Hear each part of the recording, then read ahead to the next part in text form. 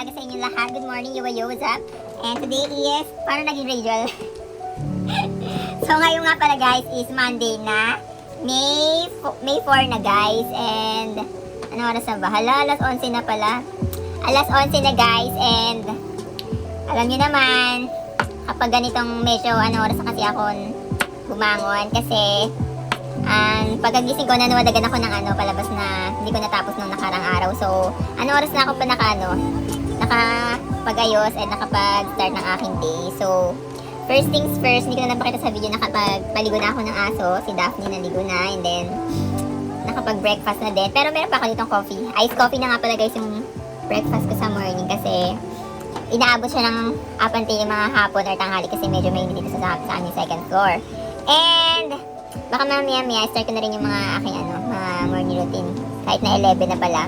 Mga journal ko, plano, ganyan. Tapos nga pala mamaya guys, meron ulit akong dentist appointment kasi meron akong ipapalinis sa aking ngipin. Yung wisdom tooth ko guys. Ipapalinis ko. Eh hindi ko alam, baka palitan na rin yung anong tawag doon? Yung elastic. I don't know pa kung tatanggalin. Pero sabi ko kasi papalinis lang. So yun, baka mamaya yun, after lunch, mga 2 daw. So yan. Nakikinig lang muna ako ng mga music dito. Daphne, say hi. Batok! Batok! Ay!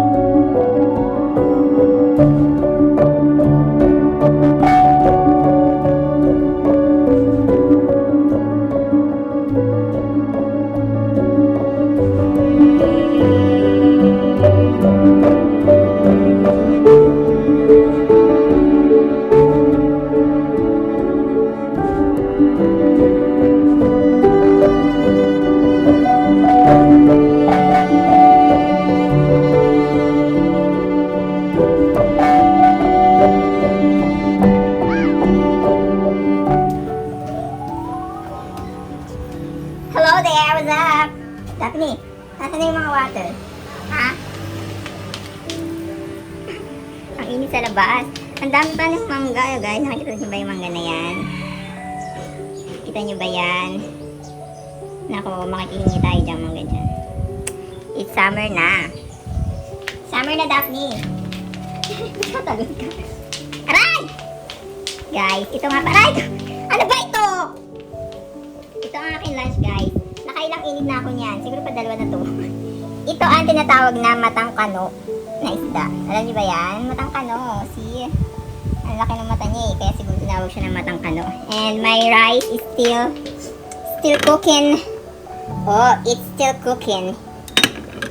And ito yung kasama.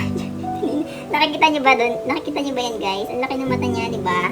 Kaya siguro tinawag siya matang kano. Kuha muna ako ng gunting guys. Wait lang. Tabi ni. Super init dito ha. Then naglagay na ako ng curtains. Pero asan na yung mga gunting dito? Ay, alam ko na kung nasan yung gunting guys. Ay, Daphne pala. Tara na! Daphne! Boy, bilis! Bala ka dyan. So, kuha ko ng gunting. Kasi, pipitas kami ng bulaklak ni Daphne. Ipapakita ko sa inyo guys yung bulaklak. Kita nyo ba yan? Pipitas ako dyan kasi nalagay ko sa outdoor. Ito na nga guys. Oh my god, nakita nyo ba yan? Ako, dapat pala matagal ko na ito pinatas mo. Ito na lang tuloy natitira. So, pipitasin ko na siya. Hindi ko pala nag-video. Ito yun. Hindi ko nag-video kanina. So, pipitasin ko na siya kasi ilalagay ko siya sa outdoor. Diba? Nakita nyo ba yan? Ito. Nice. Nice, right?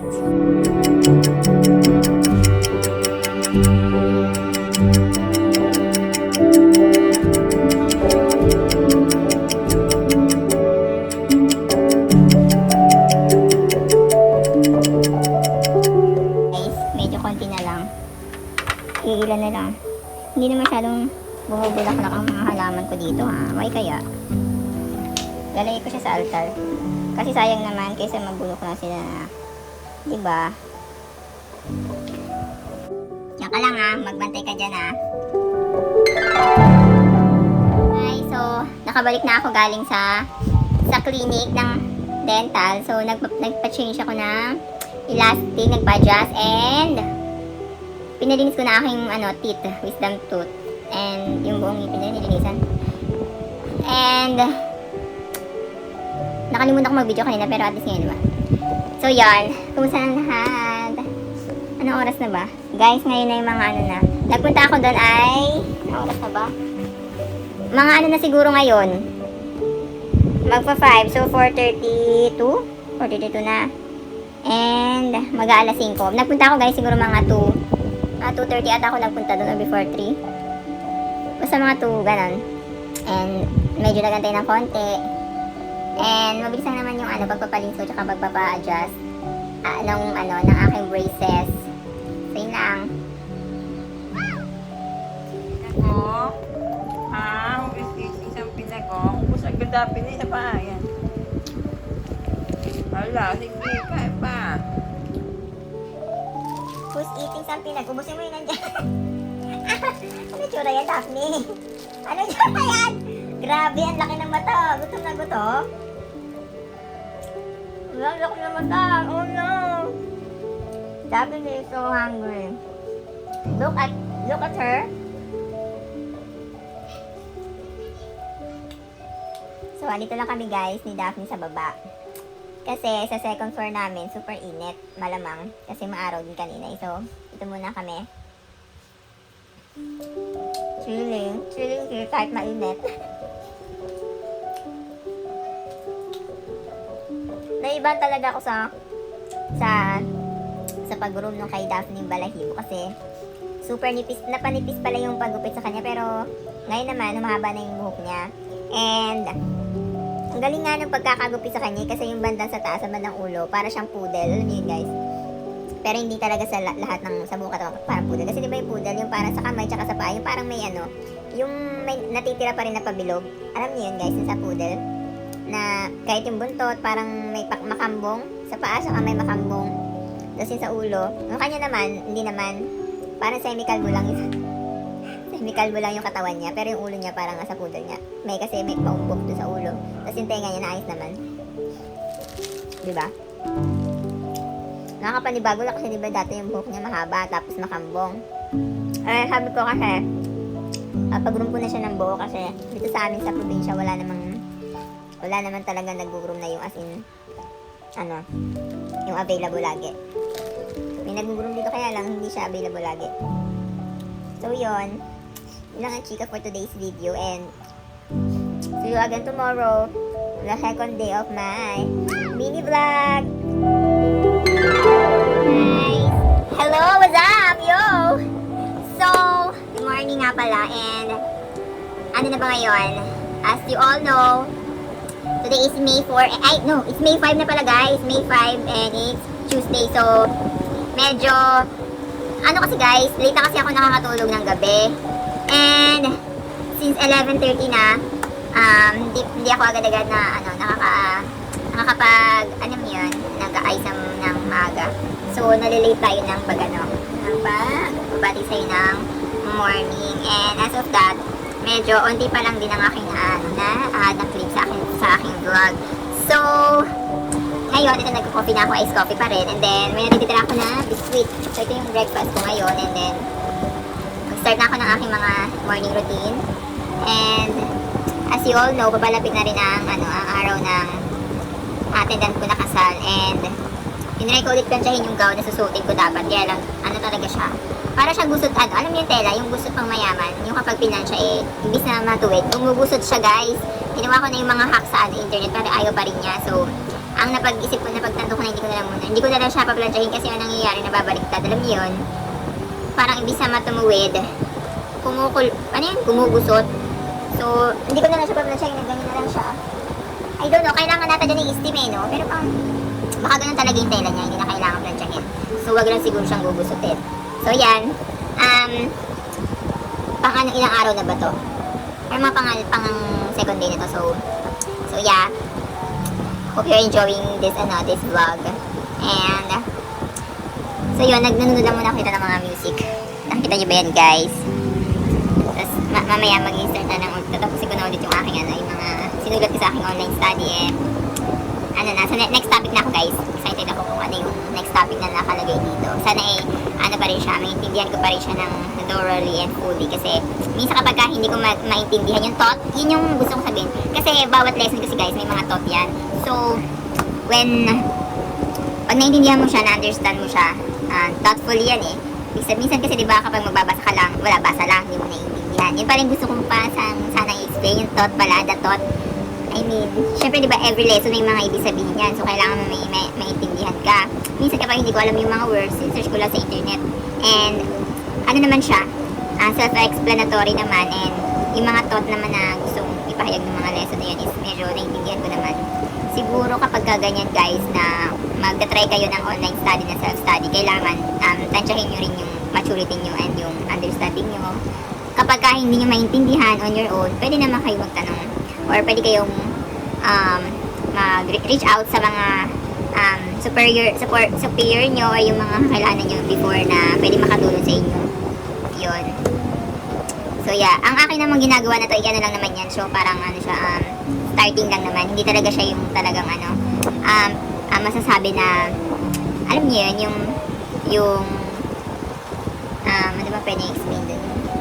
Kasi kapag diba nag-aral ka na, may involved na institution, may involved na ibang tao, ibang bagay, itong ginagawa ko, parang, alam niyo yun, pang review, self-review na ginagawa ng, hindi ko naman masasabi ginagawa ng mga professional, mga professional.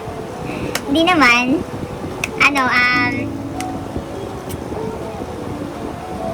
parang ano din, katulad ng sabi ko diba dati na parang ko lang din, ginagaya or sinasampulan ko lang din yung ginawa namin nung college kasi nga ganon. Ang ano lang din siguro is yung more on kasi kami nung college more experience, hinahaya lang kami on na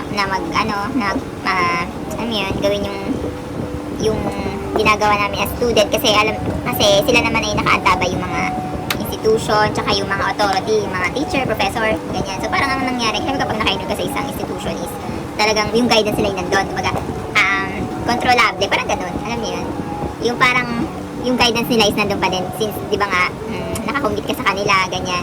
Sa akin naman, ako ay nandito lang sa house, so parang wala akong institution na committed. Siguro ang ko lang pwede ko lang sabihin is, kasi di ba kapag ganyan mga professional na, yung professional, yung naka-register ka na as profession, parang meron kang sinumpaan, ganyan. So, yun na lang yung inisip ko, yun na lang yung binibigyan ko ng ng guidance na rin. Kasi, kahit naman sa ngayon, wala pa akong kinukumitan na institution or job.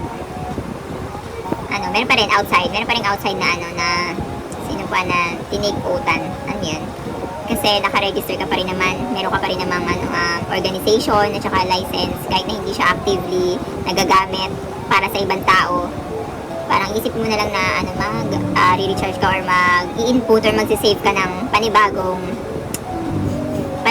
energy, panibagong knowledge na magagamit mo in the upcoming years, days, months, yan.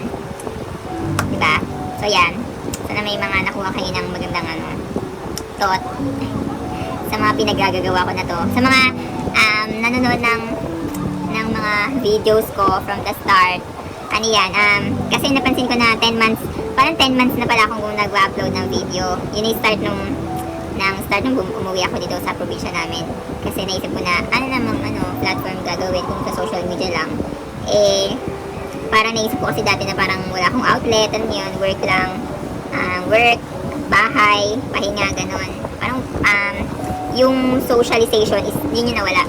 Socialization, so, nag-isip ako na kung ano yung magandang outlet. Na para mabalik mo yung dati mong personality, alam niyo yan. So, yan, sa mga nag-struggle din dati, lalo na nung dati na may quarantine. So, tingnan nyo kung ano yung mas makakaalwan sa inyo, kung ano yung mas makatulong para sa inyong personality. So, yan. So, ito, nagbabasa na ako ng aking sinulat sa may online ganap study, tsare. So, malapit na siya matapos guys, itong isang notebook na to. Ayan, sa pinakadulo na ako. And meron pa akong mababasahin na isang notebook. At medyo hindi naman siya madami. May ilang pages na lang siya. And nakakatuwa kasi bawat nakakatuwa kasi bawat lesson guys. Ang dami talagang, ang dami magagandang mga nakasulat na nakakatuwa lang siya. Alam mo yun?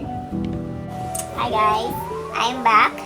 And as you can see, diba sabi ko ako ay nagbabasa ako ngayon ng aking mga lesson from my online self-study. And ano oras na ngayon sa amin? Siguro mga 5 na, mag-alas 6 na. And dito ko naman i-end ang aking mini vlog for today, for 2 days.